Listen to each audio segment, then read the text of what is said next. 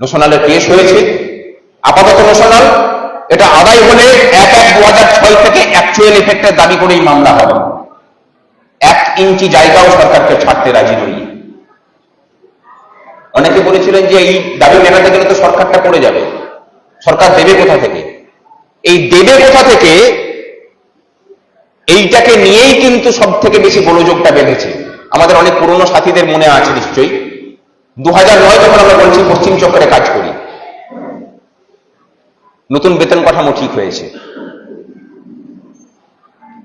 আমি সামনে থেকে ঝামেলা করেছিলাম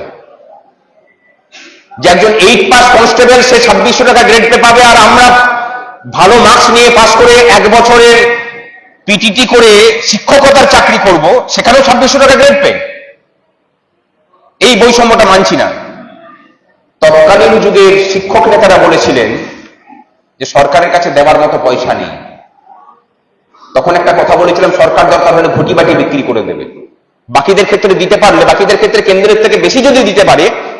আমরা বেশি চাইছি না, আমরা বলছি কেন্দ্র সহ অন্যান্য রাজ্য যা দিচ্ছে সেটাকে দিক।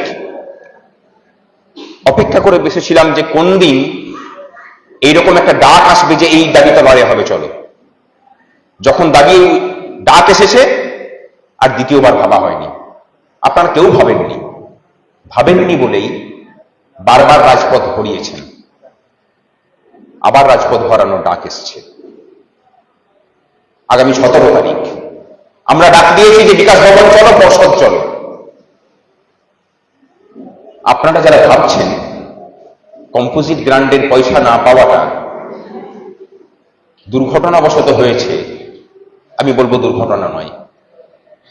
সরকার শিক্ষা ব্যবস্থার যে পরিকাঠামো সেটাকে প্রায় দুর্বল করার জায়গাকে নিয়ে এসেছে, মোটামুটি ফিনিশের পথে নিয়ে যাচ্ছে। এরপর হচ্ছে যেটুকু ভাগ ছড়িয়ে ছিটিয়ে দিত সেই টাকাটুকু যদি বন্ধ করে দেওয়া যায়, তাহলে মোটামুটি ঢাকঢোল নিয়ে তার শ্মশান যাত্রা সৃষ্টি করতে বেশি সময় লাগবে না। রুখে দাঁড়াতে কিন্তু আমাদেরকেই হবে।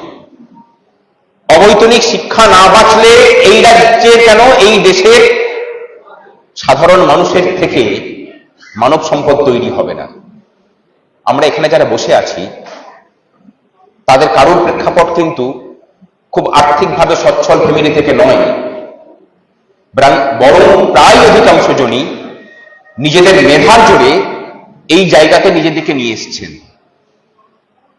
এবং আমি বাস্তবিক বিশ্বাস করি, এবং আমার কাছে খুব গর্বের যে আমি একজন প্রাথমিক শিক্ষক। আমাকে রাস্তাঘাটে অনেকে জিজ্ঞাসা করেন আপনি কোথায় চাকরি করেন।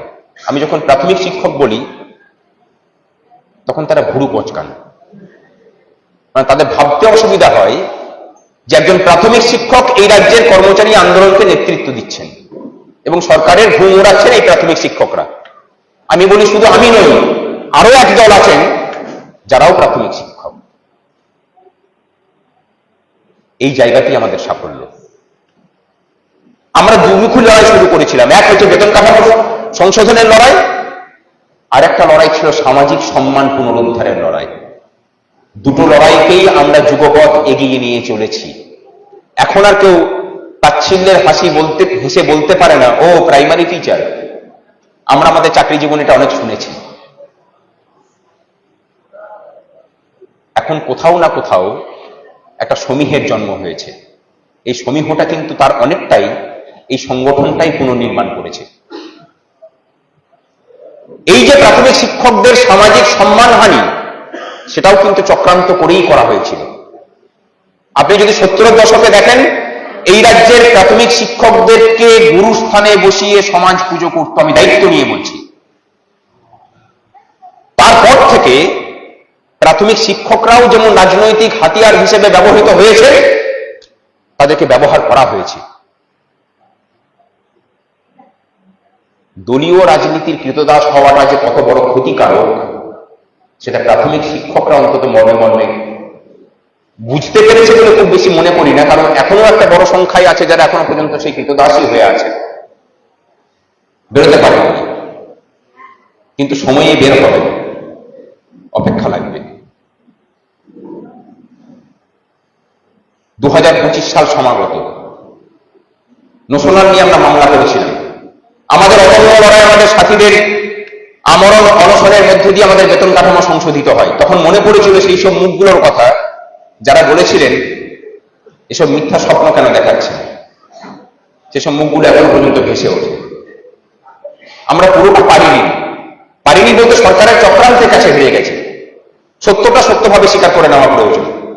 আমাদের মধ্যে এসে উপস্থিত হয়েছেন আমাদের বাঁকুড়া জেলার প্রতিনিধি